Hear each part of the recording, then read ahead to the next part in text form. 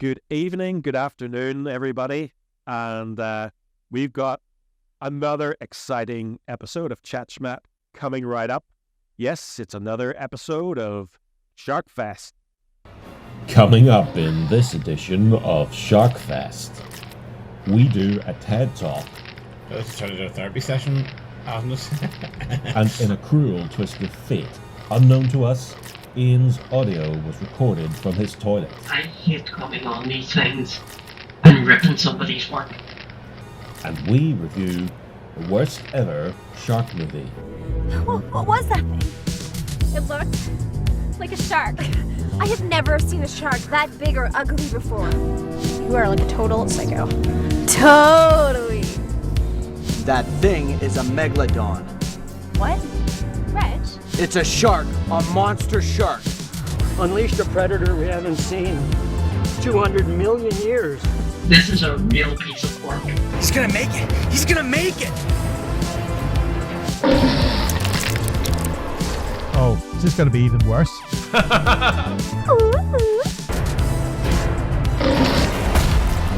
You're chum, bitch.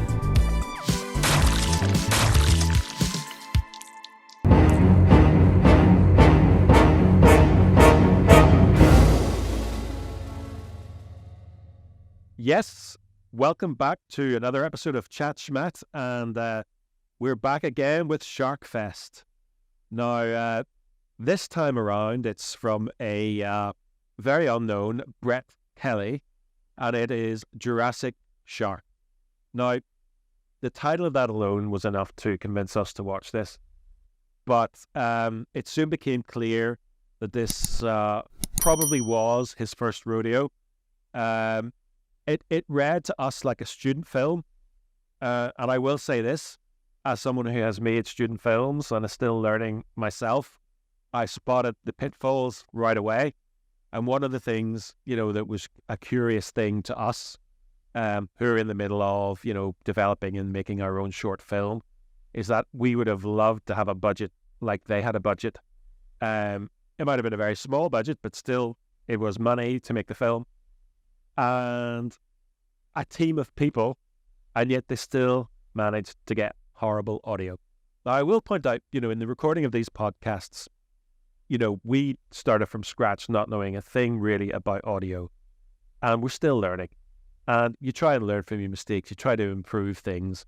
And we have, yes, even in this very series, recorded audio outside that has been very windy and had a lot of background noise and very bad timing.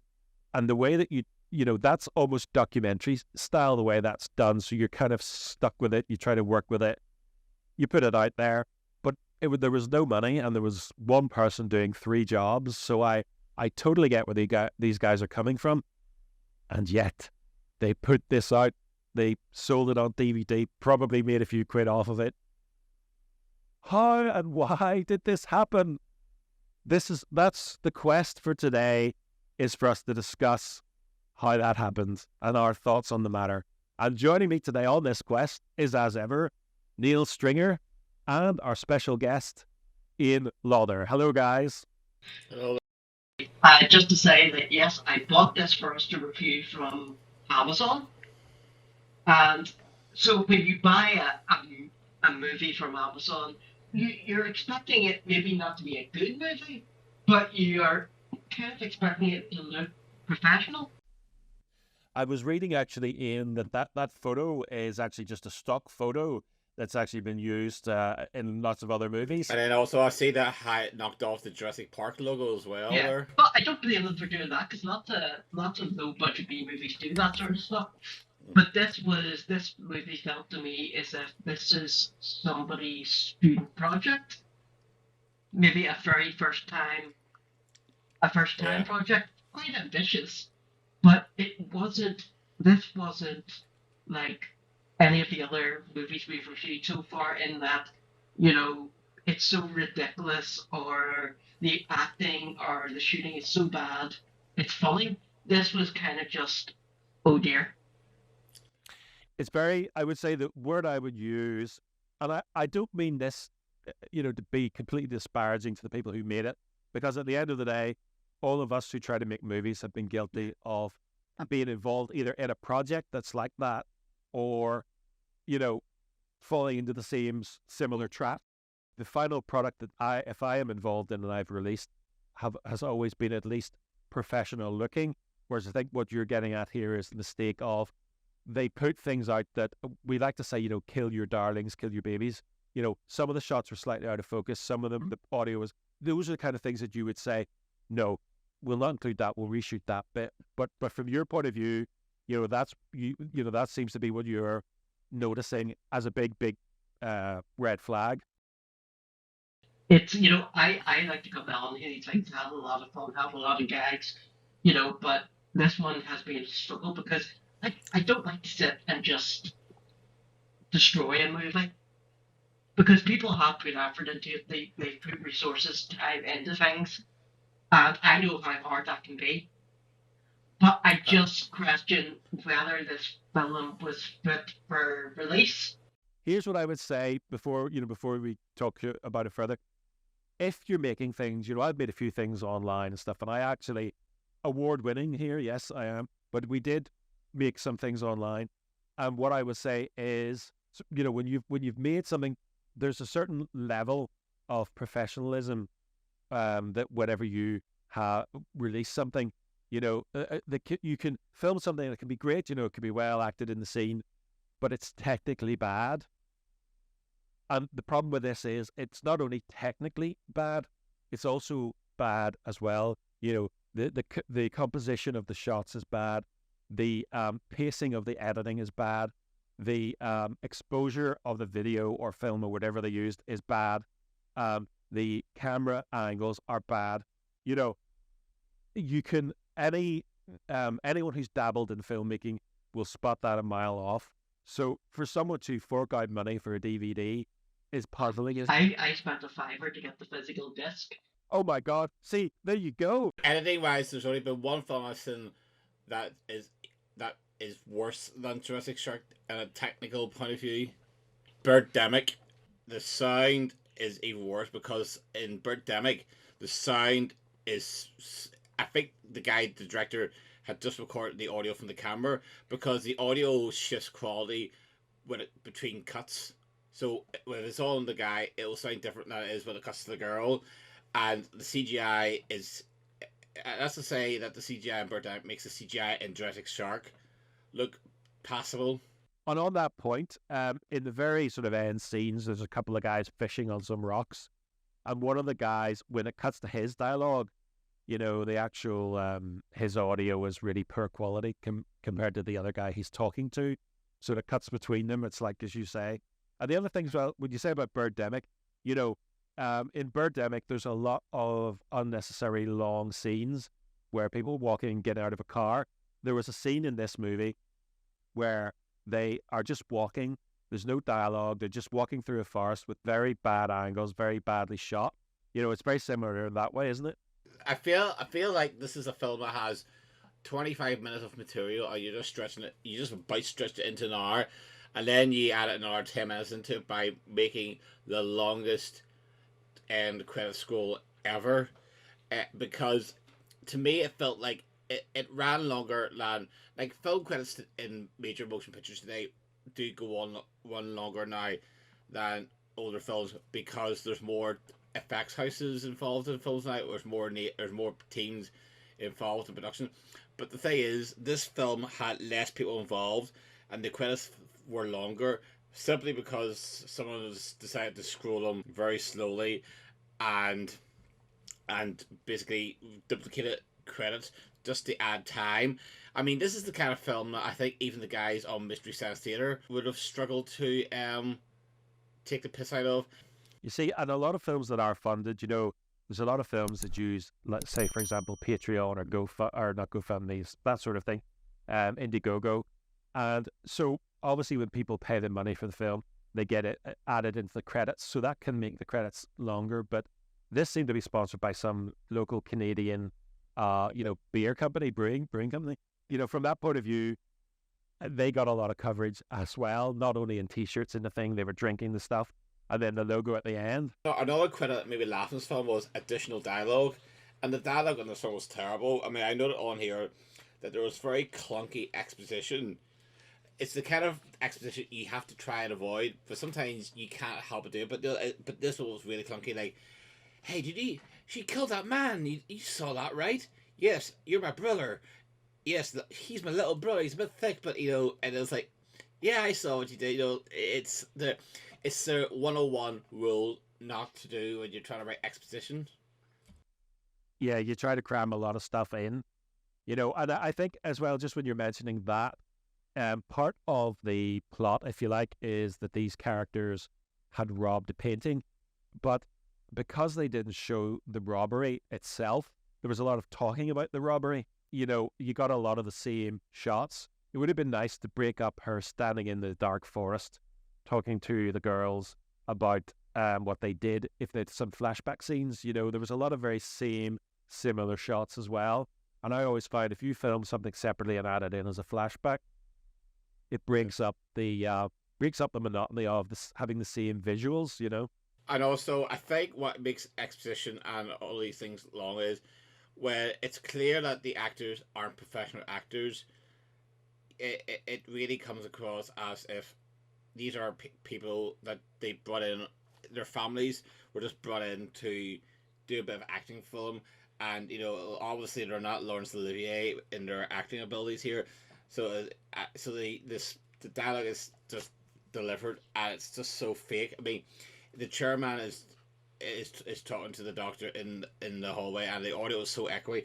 And then there's the other scientist who argues with the other scientist on the stairwell, and you can just see her waiting for her mark to walk down. And that's another thing. That it's just a Birdemic, not as obvious as it was in Birdemic, but you can it's just so amateurish in the way that the lines are delivered. It's just so bad. It's just so, there's no energy in it at all. I get there's energy in a way that they're trying, but you can clearly tell it's just they hired their family members just to play this film, and obviously they were hired because they didn't cost anything rather than being a good actor.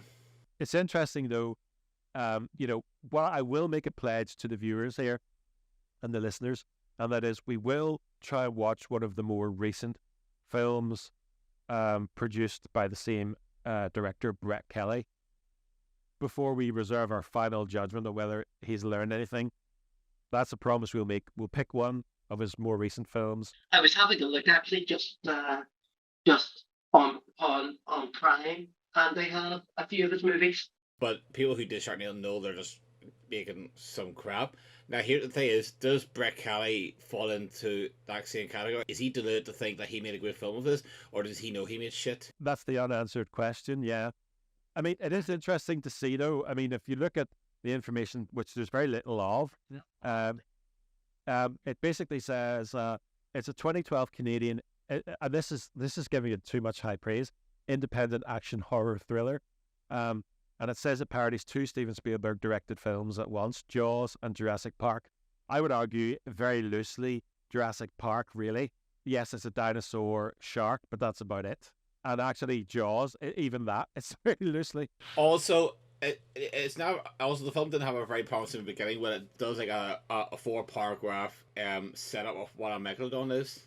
I think, I'm personally, I'm not much of a fan of that sort of thing in any movie. The build start. I would much prefer someone to use like a voiceover and say something if you're going to do that. But this was this felt like it was just copy and pasted from some sort of wiki or something. And, it's not the best tone to start your movie off with, When you get it in brackets after the word, how to pronounce the word, like it's a direct dictionary definition, it's different that it doesn't have that punch off, say, the opening crawls of a Star Wars movie, or... And here's a quick look at our socials. On Instagram, we're at ChatSchmat. On X or Twitter, or whatever they're calling it this week, we're at ChatSchmat. And you can email us, show@chatschmat.com. Oh, and one more thing. Don't forget to subscribe. Thank you very much. Look out! What?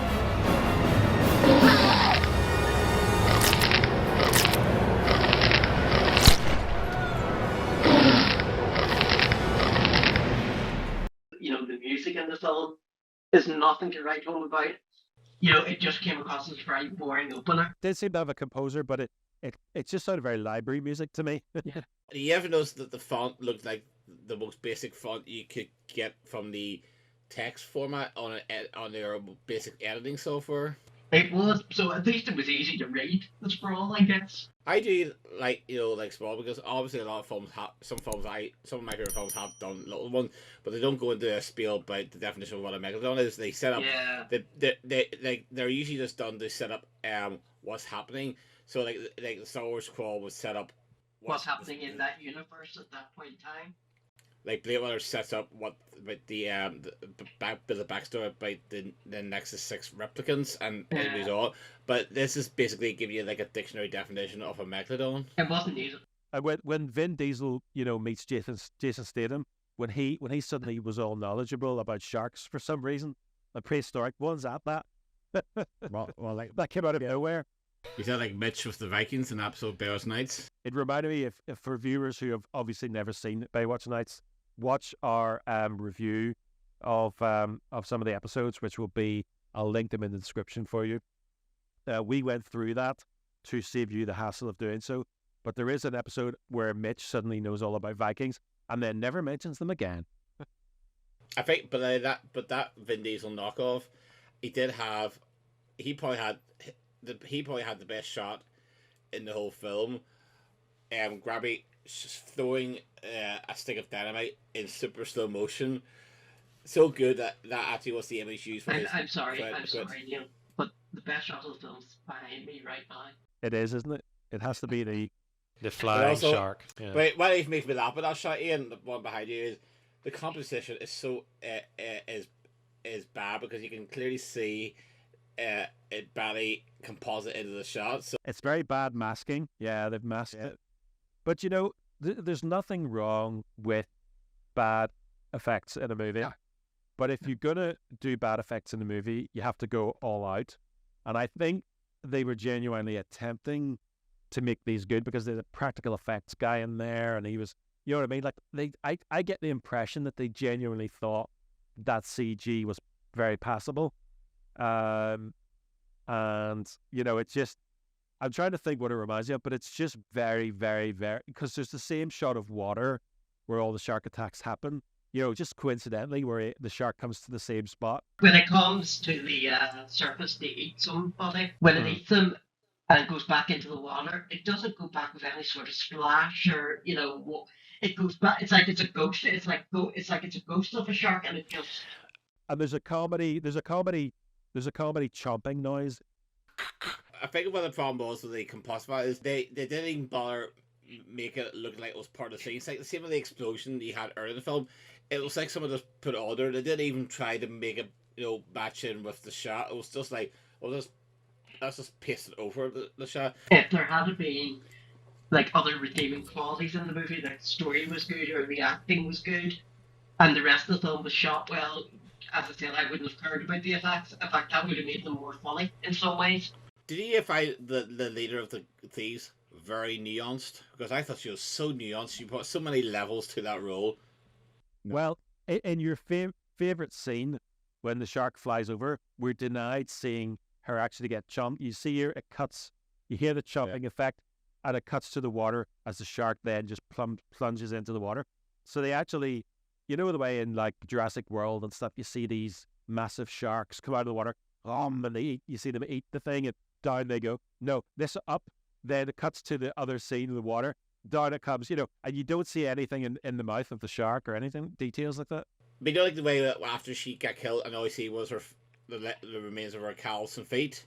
Yeah. That was almost like, do you know when they do that comical death where someone gets zapped and all that's left of them is boot smoke? It's their boots and just a puff of smoke coming out of the boots. That's what that was like.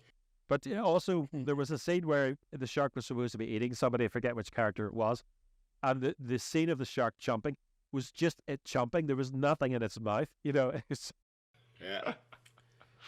There's always a comical element when someone gets disintegrated and all that's left is their boots. And, when her feet are just left, after she gets it off screen, it's too comical looking. The shot behind me is the only shot that I can really remember from the movie that sort of stood out in any real way. They were throwing sticks of dynamite at the shark, supposedly to get rid of it. But they used the same cycle of animation. Let's throw another stick. Oh, it's the same bit. It's like Superman 4 all over again. They're, Yeah, the same type of. same. It's a recycled bit. But yeah, they use that shot. That shot. He must have loved that slow motion shot of him throwing the dynamite that he used it twice there. So speaking of slow motion, there was slow motion walking as well. I'd forgotten about that. The slow motion walking, and there's a scene where it was obviously shot in real time, and one of the girls was waiting for the other girl to come out of the water and sit down beside her, and they decided to make that slow motion, and so there's a big gap between the girl getting up to where the camera is and falling, and she's just sitting there going, waiting for her, like. Yeah, especially on the death of the other girl who gets eaten, and they're going, no. Some strange choices in the the way in which they, because if just speaking from someone who's does a bit of editing and has been involved in editing for sizzle reels and actor show reels, stuff like that, if you have a walking scene, that's probably one of the most boring things you can have in a movie. And even if it was Jurassic Park, and they were walking, you would not appreciate it. So you kind of cut those scenes down to, if you're going to have them walking, you want, one of the things I'd said when the film was over is like, even like a wide angle action cams, a couple of them spread out so you can see their feet moving and do something interesting. But none of the shots had any style to them, and they had about 10 cinematographers. Also, if you're doing a long walk, you have to have dialogue that's relevant to the plot. If you had dialogue that was relevant to the plot, you can keep the movie going, because sometimes they always say that. And I think some of it looked blurry. Yeah.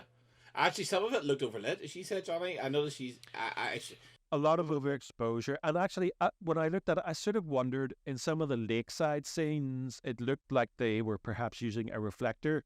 I recognize it because the actresses, I have a reflector myself, and if it's a very sunny day, it's more for shooting on film, because you have to have a lot more light when you're using film than video. But it looked like they were almost squinting, like they were trying to.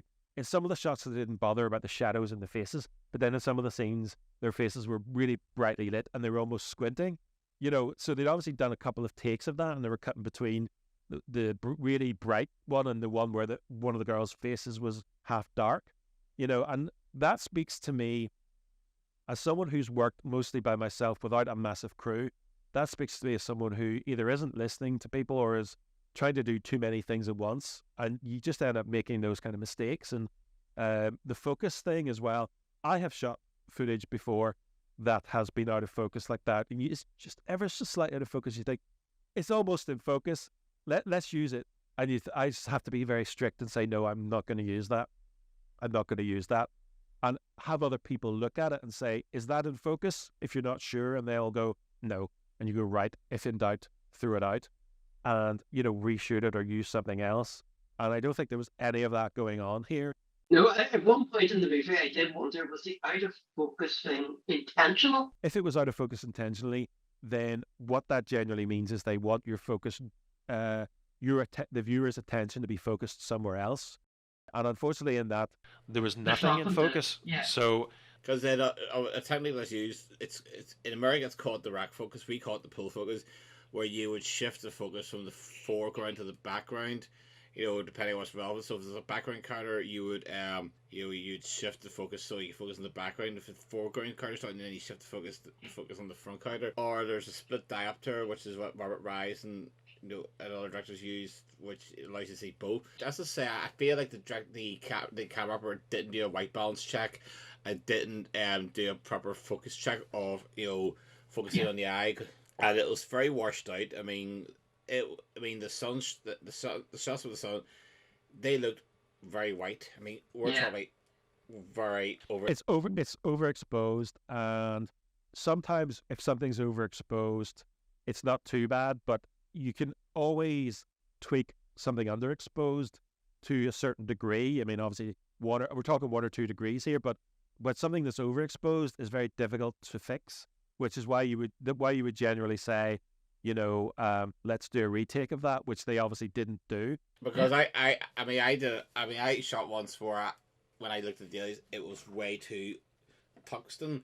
So obviously when I put more blue into it in the color correction, I was able to make it look more. There's things that we've shot, Neil, where I'm using my camera and you're using yours, and the colors don't match. But the one thing, at least, they were one, in focus, and two, the lighting was correct. It was just that the cameras weren't, sometimes it happens, you're rushing around trying to film things, and you sometimes don't get the chance to, I think there is one time where I filmed and it was very yellow. I put you get like a red filter, and if you add that there and you adjust it, that brings it into a warmer, like redder tone. There is techniques to use, but yeah, I saw a color correction there, and obviously someone has just overlit that there. I think the color correction is never going to be able to improve what was shot there, and I'm holding my hands up too. I'm not saying, oh look, I make fantastic films and therefore I'm better than these people. I'm just telling, I know from my own cock-ups that I have made. Yeah, I can spot them. When I first started doing films, my lighting was dreadful. So I sympathize with them. Bullshit! It's just a fish. No, it's not. Cool. This isn't a day at the beach. Well, okay, this is a day at the beach, but you know what I mean. I don't want to come across here that I'm just criticizing to criticize. I'm coming from the point of view of a consumer who's paid money for this movie. Now, obviously, it was a small amount of money, and, I'm not bothered. But when you buy even B movies, B movies have a huge market nowadays, and you do expect a certain level of professional looking shots, even if it's bad effects. The basics are. You expect it to be in focus. You expect it to be exposed correctly. And the thing is, if you're watching this back now, if you're shooting video, it's brilliant because you can see it right away. With film, you won't know until you get it back. You get the rushes back. You guys make movies. Do you get any indication, or maybe it's too hard to tell, what they have used to film? Is there any indication from what you've seen, if you had to guess? I would say video cameras of some description. DV. It looks like DV. Yeah, it looks like they shot them on mini DV tapes. Now, when I not even HD. I don't think that phone could even be brought up to HD. But what I would say is, I've worked with professional TV cameras that shoot. In fact, some companies still use mini DV because the HD mini DV because it is mini HD mini DV is good. There's nothing wrong with it. It's not a bad thing to use, and especially in 2012, that was just the beginning of memory cards coming in as a thing. And so it was a tried and tested method for professionals. So just because it's shot on that doesn't mean that it's necessarily bad. But at the same time, it didn't come across as cinematic. Those cameras, depending on what they've used, but if they've used the Sonys, and you put on a really nice lens on that, you don't need anything. You don't need, the big boys' toys. If you have got a decent camera and a lens, that will do the thing justice, and framing of the lens, it's all about scene composure, framing, and the composition of the shots, and just lighting the scenes, and I think they failed in pretty much all those aspects. And if people like yourself, Ian, are noticing this is where the problem is, isn't it? And there's no mise on set. There's no mise en scene either as well. That to craft a shot that can be so telling of what's in the story. The shot being used to tell a story is absent as well, and also, we always sometimes complain that a lot of films today do a lot of telling and not showing, but obviously sometimes you don't have the budget. You do have to tell, but at the same time, you have to find inventive ways to do it, and this did not have it. Yeah, and it's one of the things, at the moment, and you'll be able to see, some of the stuff that we're doing, as a short film. We're in the process of just two people trying to do something ourselves, and we're in the process of trying to get funding, and people might look at our work and go, look at those two, so you're going to be judged on these things, and, where I'm quite prepared to be judged having made these comments about these filmmakers on my work. But I like to say that anything I've made has been made in the sense that it's at least cinematic looking. Anything that I put out there has at least had a proper composition. Sometimes the audio is off because I'm not a sound guy. You do what you can with that. You can only do so much without any money. But I'm happy to say that technically speaking, the stuff that I put out has been good. What I would say is the first stuff that I did, like I said, I didn't know an awful lot about lighting. So in terms of that, some of my choices could have been better. But, and if you're making a feature film, you have to deal with those things, I guess my point is, Johnny, and maybe I'm wrong here, but is any of your work being released on like a platform like DVD? No, none of my work. All my work has been free.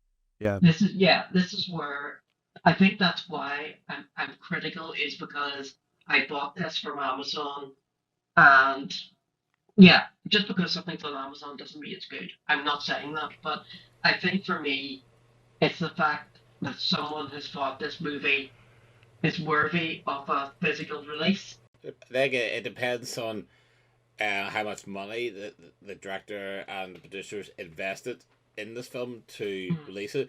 I mean, Tommy Wiseau had a billboard for the room, which is just a picture of him looking, and apparently he paid for that billboard to have that there for years. Well, I've known people that have made sort of, movies and put them on DVD. And to do that, what they've actually had to do is buy so many of them in terms of units that they have had warehouses stocked full of their stuff that they can't ship. Sure. I hope that's not the case here, but... Sure, who's that local director who did Battle of the Bone, and it's very amateurish camera quality?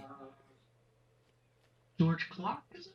Yeah, George Clark. I haven't seen it, but I've heard. I've seen it. I think I went to watch it at some festival. I think some local thing. And I think it was on, very poor, cheap quality. But he managed to get a full-on DVD release. It would be interesting to know the trajectory of the film. For example, I would be very surprised if this got commissioned from somebody.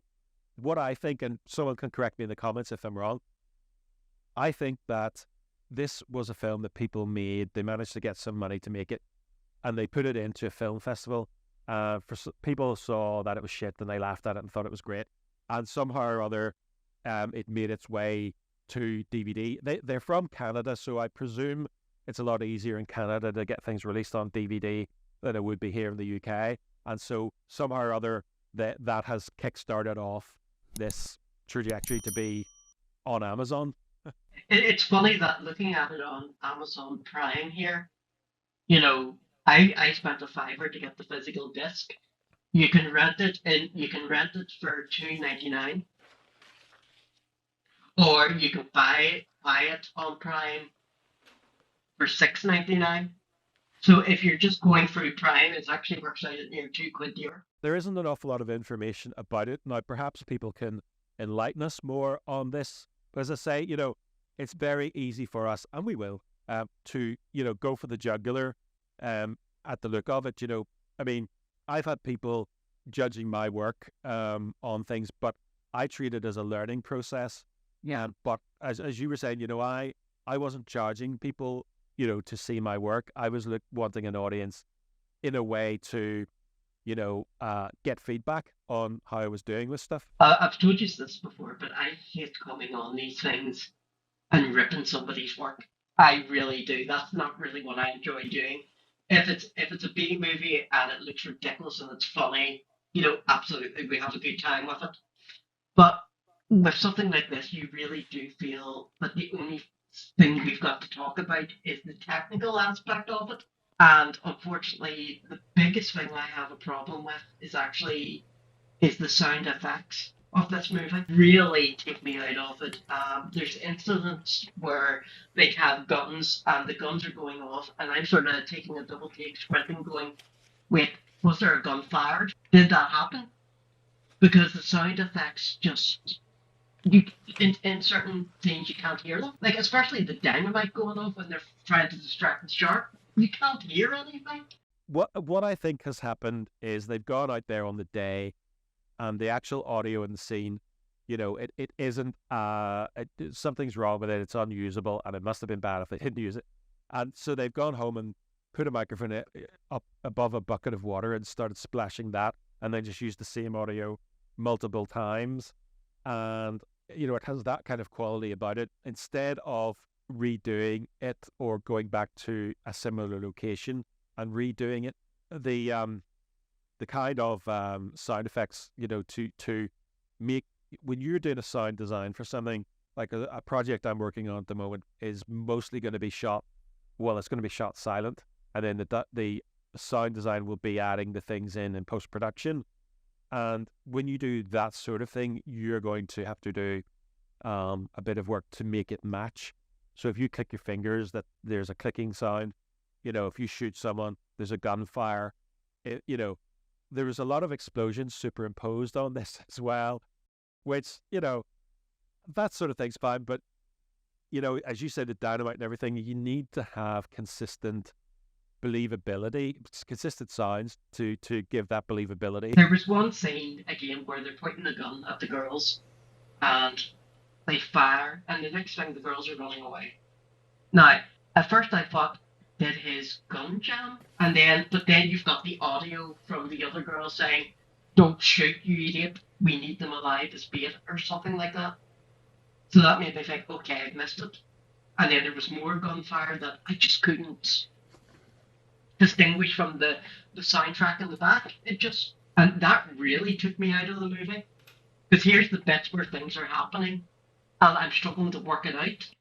And also, Ian, you bought the DVD, but there's no behind the scenes, because that would have been gold dust for us. I checked that because I would be interested to hear from the director talk about how you went about it. And I don't mean that in a way so that I can turn to shreds. I just mean to give some context to this, what sort of limitations he had, perhaps, or even the story of how the movie came to be. We'll certainly do a follow-up because we want to watch one of his movies, not part of Sharkfest, but we'll watch one of his movies, more recent ones, and we'll come back with fresh eyes and see. I think it'd be worth doing that.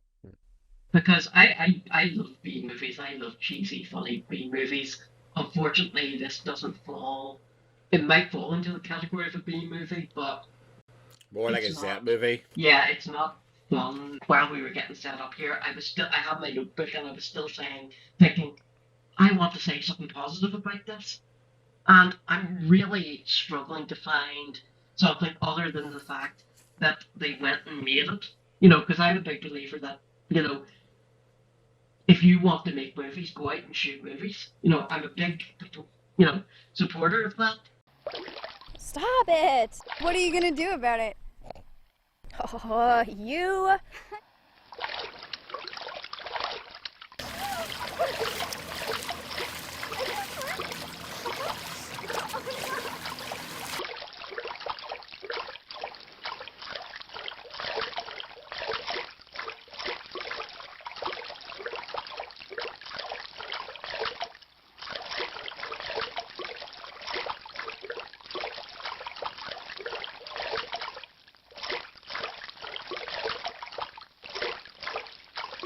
One of the things I will say is, obviously we've had a pandemic, and cinema as a whole industry has suffered. But I was talking to people in the industry recently who mentioned that, especially here where we live in Northern Ireland, compared to even the rest of the UK, people have gone back to the cinema big time here. There's statistics and things that are done every year to measure audiences that go to see movies, and in Northern Ireland it's risen quite a lot since the pandemic. So we are really going hard at the cinema. So it's interesting, obviously Northern Ireland Screen investing in film projects and things. There's opportunities here for people here, to kind of develop projects, but that's when you're at a certain level.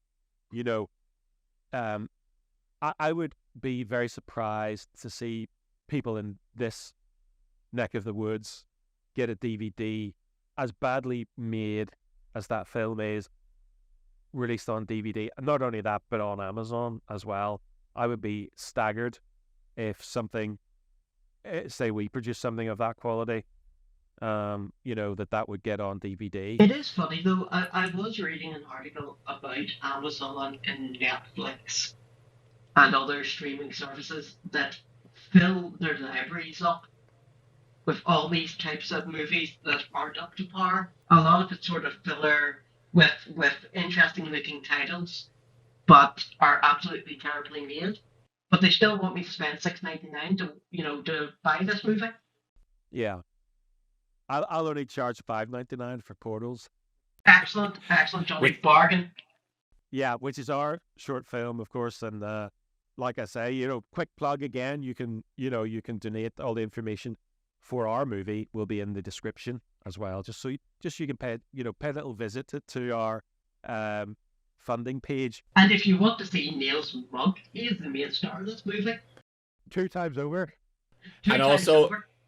Also, maybe Johnny, we could if Force is a hit, we could go back and revisit and make a director's edition of the film. Okay, now you're jumping ahead. I'm going to put me as the director. I'm going to put my name on it 10 times, and then a Johnny Porter film directed by Johnny Porter. Can I be? The way you have test audiences for films. Can I be the test audience for this film? No, you're too harsh. We're gonna send it to our mums, and if our mums like it, Johnny, I got a picture. Johnny Porter presents a Johnny Porter film starring Johnny Porter with Neil Strader is in Portals, written by Johnny Porter, produced by Johnny Porter, edited by Johnny. Edited by... I promise you guys, the movie may be terrible to you, but I'm going to put my best efforts into it to make it at least look like there was some kind of professionalism in it. But then again, that brings me back to the fact that although I'm criticizing as one filmmaker to another, he's probably at much higher level of filmmaking today, because this was 2012. So he's probably made it in the industry, and he's going to watch this video of us criticizing the work and go, yeah, let's see your body of work. And he'd be right. We don't have the right to criticize. Before you know it, he'll be doing the next MCU film. On that, he kind of sort of has. He's done a thing called Ford, Thunder and Steel, where it looks like it's the character with the hammer, only he's in like a futuristic Power Rangers looking suit. Maybe we should watch that one. That would be interesting. When was that from? I'm trying to figure it out. Oh, this was 2011. Oops. Oh, is this going to be even worse? Oh no. Well, actually, I've just seen 3 seconds of the trailer here, and it actually looks more entertaining than I've seen in just 3 seconds in this whole movie. Sorry, just on this, there's a reviewer, and it came up and it said, "This is a real piece of work." I don't know whether that's good or bad. It's hard to know. You're a real piece of work. Nothing short of hilarious. Well, at least this one's hilarious, maybe. That's what you want, isn't it? Intentionally or unintentionally? Well, it doesn't say that. These are just like, the way you would have in the back of the DVD, the sort of review from the newspapers and stuff, and the one-liners. It's just a bunch of these. Sensational performances, breathtaking set design, emotional heart. Whenever they put those in, you could have a quote that says, emotional, fantastic scenery, ... But then the real quote was, emotional, fantastic scenery are not in this movie. but again, one of the jokes I remember was that when Legend came out, the Tom Hardy film where he played the Cray twins, the comment that, they had a 2-star review in the poster by putting it behind the 2 Tom Hardys as the 2 Crays. It's like, wow, that's smart. But yeah, I think, we've been very critical here, and as I say, we're still on our own journeys each to make films, and I've learned over the period of doing these things, and I'm qualified and have produced good work. The thing about this is you can still get the sound wrong without the proper team. You can still do these things. These things crop up because, as you say, the thing to do is to make stuff improve, make stuff and improve. And hopefully that's what people get out of these things that we do. These podcasts, I know it's hard for you to believe, but they're not professional. But we do use professional gear, and it's just us having a go, getting something done, trying to do it, learning from our mistakes, and trying to improve. And that's all anyone can ask. And I certainly think, all right, yes, we're doing these movies and we're having a go, taking the piss out of them and stuff like that. But this particular one probably hits closer to home to us in the sense of we're making, we're in the process of making films that will be judged probably very, very harshly, and we want to produce material that is worthy of people spending their time and potentially money watching. And yeah, if you just the way I kind of said it before, and I kind of actually it just came out of my mouth, but it's you can write a script, you can plan, you can bring in actors, you can do all that, and you can point a camera at them, but the magic doesn't happen just by doing that. You actually have to make the magic happen by planning it, by testing it, and by putting effort, and also by judging your own work and criticizing your own work in a constructive way, to sort of say, well, I won't use that shot. Even you could have spent all day shooting something and it's slightly out of focus, and you spend all that day doing that, and you think those shots of them walking in the forest, everyone knows it's not important. Yeah. And then we are here talking about it, and that's the difference. It doesn't have to be shot in the best equipment. It just has to look good and be well made. If you've got something that's out of shot, and you think, oh, it's just slightly out of shot, and it's not a really major scene, that still takes the pure out of the movie. Yes, and it wasn't just a quick shot. It was the worst scene of the movie where they just walk and don't even talk. And the other thing I will say actually about it is that,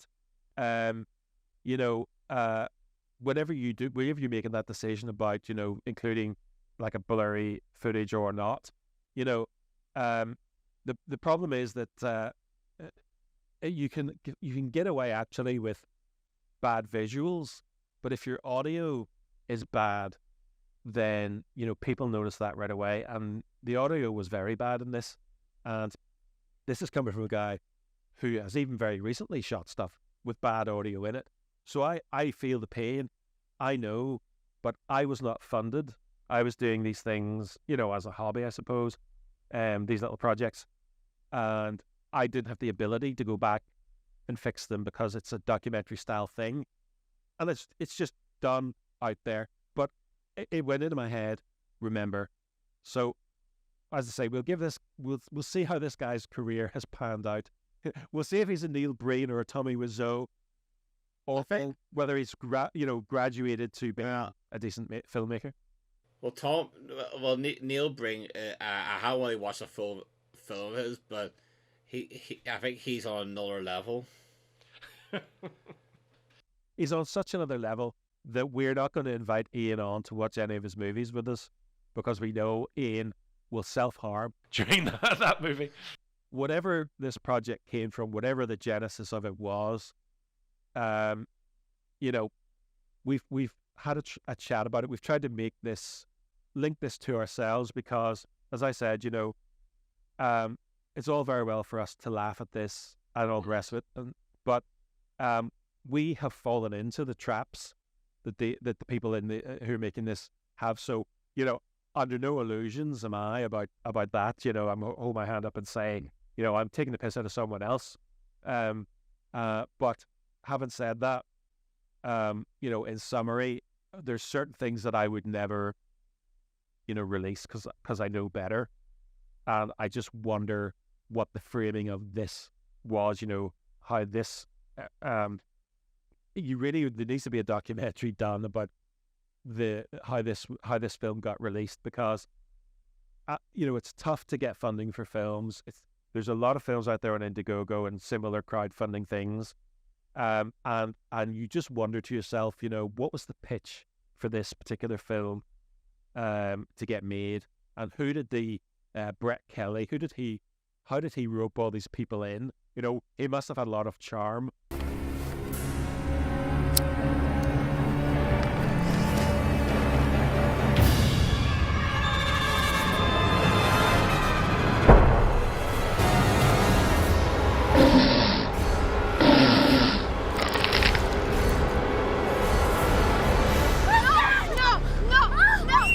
But I think genuinely there's a lot of family and friends, because I noticed at the end the Kelly family and other families mentioned theirs. I think a lot of favors were called in to make this film work. And they'll just, as a point, Ian has been ribbing you, and from what I can tell, you've had your own problems with sound and things, and you put a short film out that maybe might have been subpar, but you were under pressures to get that done for a project. You weren't actually releasing that to the general audience, and it was a short film, wasn't it? But you can at least empathize, can't you? With. Oh yeah, I think the one I did for our course a couple years ago, Missing Time, I think was a much more professional looking piece. Yes, so it was much more cinematic, certainly. Yeah. What are your thoughts on, what was it called? Thine Own Self, My Own Self. Thine Own Self. Thine Own Self. What are your thoughts on, what did you learn yourself actually from making that? I think I've learned how to approach location scouting better, and how to make sure sound is separate from the camera as well. I learned a lot about how to work with people. I mean, they're simple things you would think, but it's not always obvious sometimes. That's why you do these things, you try them, and you do try to learn from them. You do try to say, right, I'm not going to make that mistake the next time. And I mean, this is a good lesson to all filmmakers out there, ourselves included. Nobody is free from judgment. Nobody is free from heckling. Nobody is free from, criticisms. You just got to make something, be happy with it, and move on. I think sometimes you learn more from your failures than you maybe do from your successes. I'm happy to fail, because I don't set out to fail. But if something doesn't work out, sometimes you've grand ideas, project ideas. It gets your brain thinking. Sometimes it makes you move into another direction that's better. And you've had to go through the pain of, thinking of an idea, and then you move a different direction. I think the one thing, I think me and Dale was talking about in short film was the one thing we learned. Sound is one of the most important things you have, because if the sound's not right, you can't save it. Yes. And also coverage is also important. There's a shot that I looked at where I did a dissolve into the same shot, and I would never do it again. So another thing I would make sure is have more coverage. Yeah, and just like I say, you do not have to have Hollywood equipment to make a decent film. There's nothing wrong with shooting DV. The problem is, if you don't make it cinematic. Here's an example of something I find quite amusing, is that we have learned through experience, and also studying filmmaking on a professional level, and that is that you compose a shot with a camera or anything else, stills camera, your phone, you compose that shot. So sometimes you could have not a really brilliant camera in your phone, but you can still compose a shot. And I take pictures and things of family with my phone, and then my parents, they take a picture, or somebody else takes a picture, and it's not composed the same way, and they go, "Your phone must be really good, must have a really good camera," and it's because it's not a camera. It's you can make something look ever so slightly better by tilting it slightly or putting something else in the background, just something to make it ever so slightly interesting visually.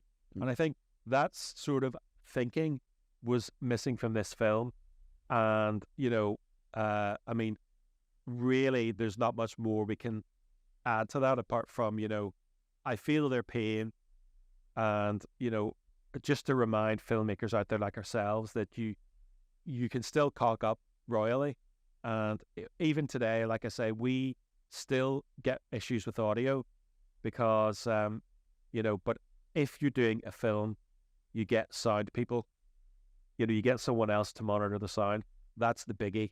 You get the right gear, you get the right conditions and the right people to make sure that you don't do it. Whereas, say for the likes of the podcast, sometimes there's one person doing three things, and that sometimes doesn't work out, as you will know by watching and listening to some of our episodes. There is this myth out there that you need the best equipment. You need the most expensive expert in sound or the field. But none of that's really true.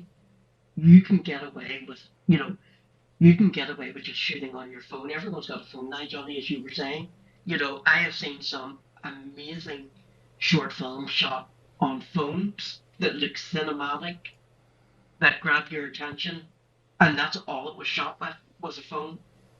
Yes, and on that point as well, when you're shooting on the phone, you can still use a phone to grab the audio, because if you have another phone, you can get microphones now that are professional grade, which I actually have. I don't have it to hand, or I would have shown you, that gives professional quality. So you could have your phone, one iPhone filming the stuff, and another phone just recording the audio and sync them together. You can do that. And I know I've done a seminar myself where I went over the history of films being made on phones when phones first had cameras and stuff. And there are people out there doing that, making movies on iPhones and so on. So you should never ever be limited to what you can do. Just make sure you've got the right number of people to make sure that it's being done right. That's all you need. You just need a good team of people. One person can't do three things. You cannot monitor sound, be a director, and film things.